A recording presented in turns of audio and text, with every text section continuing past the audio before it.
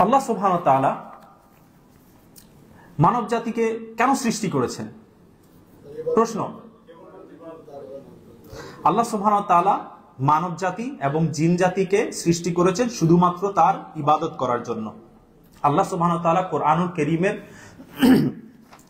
সূরা আদ-দারিয়াত সূরা number 51 আয়াত number 56 এর মধ্যে বলেন, ওয়ামা খালাকতুল জিন্না ওয়াল ইনসা ইল্লা লিয়াবুদুন, যে আমি জিন এবং মানব জাতিকে সৃষ্টি করেছি শুধুমাত্র তারা যেন আমার ইবাদত করে।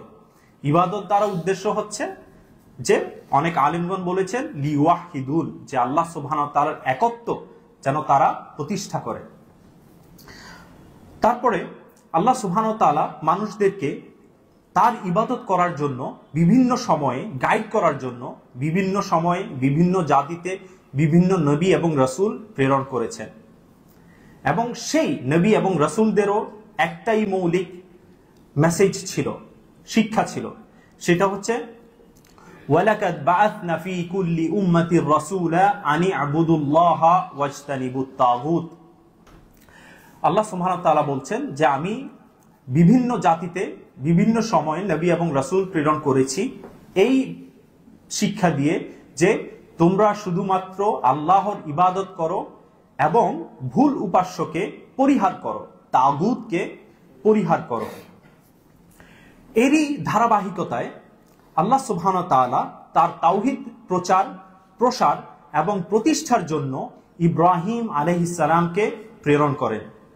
ইব্রাহিম আলাইহিস সালাম ছিলেন আবুল আম্বিয়া বা আম্বিয়াদের পিতা, অর্থাৎ তারপরে যত নবী এবং রাসূল এসেছেন সকলেই ছিল তার বংশধর। আমরা সাধারণত দুইটা সিলসিলা জানি। ইব্রাহিম আলাইহিস সালামের দুইজন ছেলে ছিল, ইসহাক এবং ইসমাইল। ইসহাক আলাইহিস সালামের বংশধরদের থেকে বনি ইসরাইলের সকল নবী এবং রাসূল এসেছেন, এবং ইসমাইল আলাইহিস সালামের বংশ থেকে আমাদের শেষ এবং ফাইনাল চূড়ান্ত নবী এবং রাসূল মুহাম্মদ সাল্লাল্লাহু আলাইহি ওয়াসাল্লাম এসেছেন।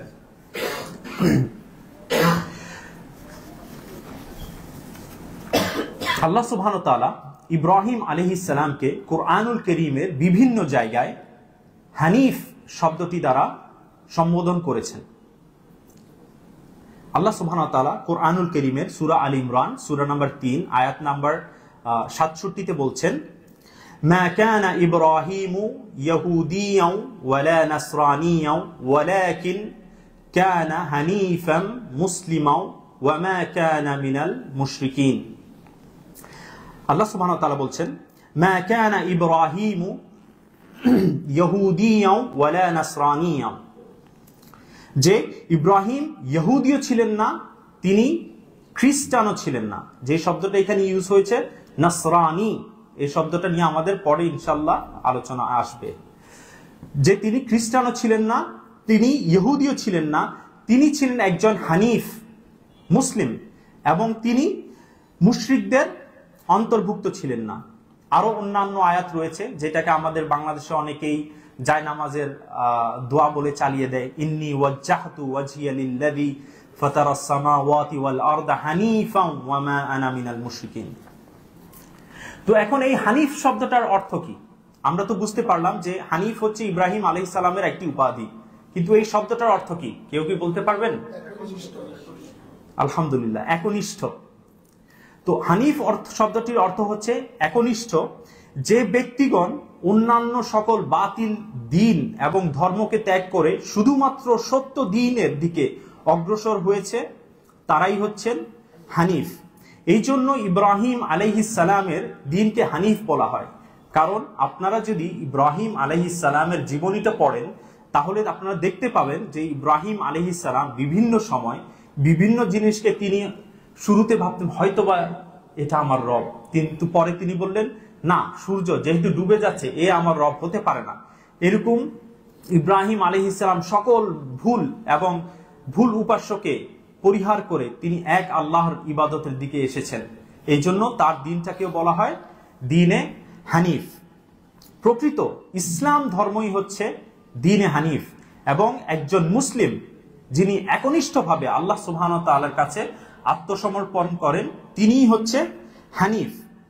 ইব্রাহিম আলাইহিস সালাম তার সম্প্রদায়কে আল্লাহ সুবহানাহু ওয়া তাআলা এক আল্লাহর ইবাদতের দিকে আহ্বান করেন এবং তিনি বলেন, ও উবুদুল্লাহ ওয়াত্তাকু, যে তোমরা আল্লাহর ইবাদত করো এবং তার তাকওয়া অবলম্বন করো, আল্লাহকে তোমরা ভয় করো। যালিকুম খায়রুল লাকুম, এটাই তোমাদের জন্য ভালো। ইন কুনতুম তা'লামুন, যদি তোমরা জানতে। ইব্রাহিম আলাইহিস সালামের সম্প্রদায় ছিল মূর্তি পূজারী। তারা মূর্তি পূজায় জড়িত ছিল, লিপ্ত ছিল, এমনকি তার বাবাও।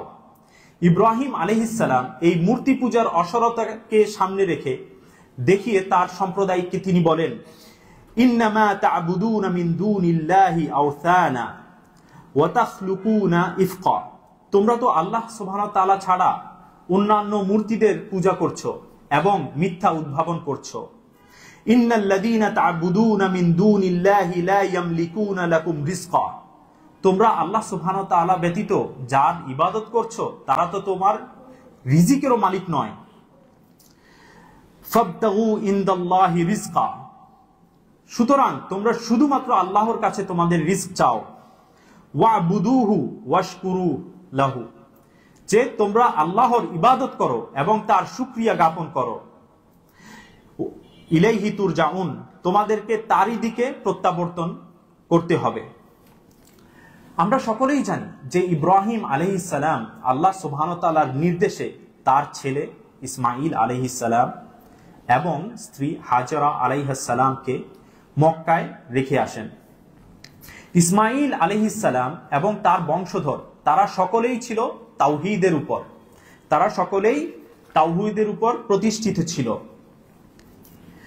ইব্রাহিম আলাইহিস সালাম যখন মৃত্যুবরণ করছিলেন, মৃত্যুর পূর্বে তিনি ওসিয়ত করে যান, ইয়া বুনাইয়া ইন্নাল্লাহা আস্তাফা লাকুমুদ-দীন, হে আমার বৎস, হে আমার সন্তানেরা, আল্লাহ সুবহানাহু ওয়া তাআলা তোমাদের জন্য এই দ্বীনকে মনোনীত করেছেন। ফালা তামুতুন্না ইল্লা ওয়া আনতুম মুসলিমুন, সুতরাং কাজেই তোমরা ইসলাম গ্রহণ করা ব্যতীত, মুসলিম হওয়া ব্যতীত মৃত্যুবরণ করো না। ইব্রাহিম আলাইহিস সালাম এবং তার সন্তানদের মৃত্যুর পর মক্কার বাসীদের মধ্যে কোনো নবী আসে না। এর ফলে ধীরে ধীরে মক্কাবাসীগণ, যেখানে ইসমাঈল আলাইহিস সালাম এবং তার বংশধররা ছিল, তাদের মধ্যে দ্বীনের জ্ঞানের ঘাটতি দেখা দেয়, তাদের মধ্যে অবনতি ঘটে এবং মানব জাতির চিরশত্রু শয়তান সুকৌশলে তাদের মধ্যে শিরক ঢুকিয়ে দেয়। রাসূলুল্লাহ সাল্লাল্লাহু আলাইহি ওয়াসাল্লাম বলেন, রাআইতু আমর ইবনে আমির ইবনে লুহাই আল খুজাই ইয়াজুরু কুসবাহু ফিন নারি ওয়া কানা আউওয়ালা মান সাইয়াবা সাওয়াইব, যে আমি আমর ইবনে লুহাই কে দেখেছি, সে জাহান্নামে তার নাড়ি ভুঁড়ি টানছে। দেবদেবীদের প্রতি পশু জবাই করার এই ফালতু এবং এই গর্হিত মিথ্যা পন্থা, মিথ্যা রেওয়াজ এই আমর ইবনে লুহাই শুরু করে। সেই সর্বপ্রথম মক্কাবাসীদের মধ্যে শিরকের উদ্ভাবন ঘটায়।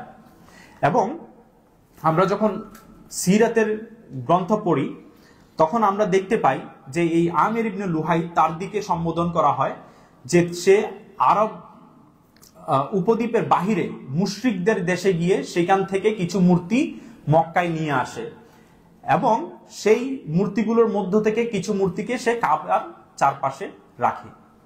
এবং মক্কার অন্যান্য মুশরিকরা তখন এই মূর্তিগুলোর সাথে অন্যান্য মূর্তি যোগ করতে করতে একটা সময় মক্কার চারপাশে 360টি মূর্তির পূজা হওয়া শুরু হয়।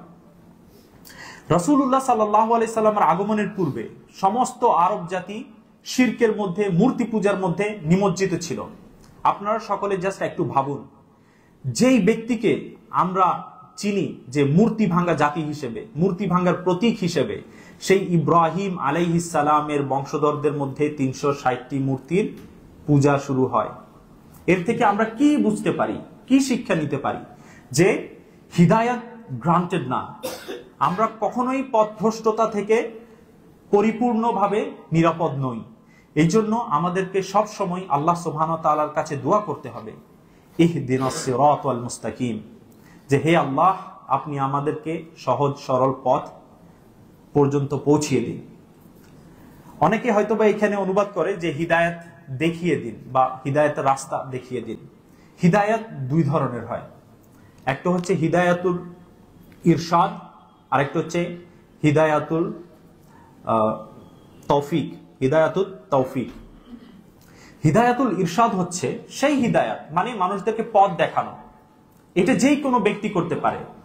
আমি একজন মুসলিম হিসেবে অন্য একজন মানুষকেও আল্লাহ সুবহানাহু ওয়া তাআলা বা সিরাতে মুস্তাকিম, সঠিক পথের পথ দেখাতে পারবো, কিন্তু সেই পথে চলা এবং সেই গন্তব্যে পৌঁছানো তৌফিক, এটা শুধুমাত্র আল্লাহ সুবহানাহু ওয়া তাআলাই করতে পারেন। এই জন্য কোরআনুল কারীমে আল্লাহ সুবহানাহু ওয়া তাআলা যখন বলছেন যে হে রাসূল, আপনি চাইলেই কাউকে হিদায়াত দিতে পারেন না, কিন্তু অন্য আয়াতে আল্লাহ বলছেন যে আপনি তো তাদেরকে হিদায়াত দিতে পারেন। মনে হতে পারে যে বাহ্যিকভাবে এখানে একটা কন্ট্রাডিকশন বা এক ধরনের সাংঘর্ষিকপূর্ণ কথা, কিন্তু দুই ধরনের হিদায়াত। একটা হচ্ছে পথ দেখানো, এটা ছিল সকল নবী এবং রাসূলদের কাজ, তারা এটা করতে পারতেন, পথ দেখাতে পারতেন। কিন্তু সেই ব্যক্তি কি সেই পথের উপর অটল থাকবে? সে কি জান্নাতে যাবে? সে কি তার উপর মৃত্যুবরণ করবে? এই তৌফিকটা শুধুমাত্র আল্লাহ সুবহানাহু ওয়া তাআলার হাতে। এই হিদায়াতুত তৌফিক শুধুমাত্র আল্লাহ সুবহানাহু ওয়া তাআলা ব্যতীত আর কেউ দিতে পারেন না।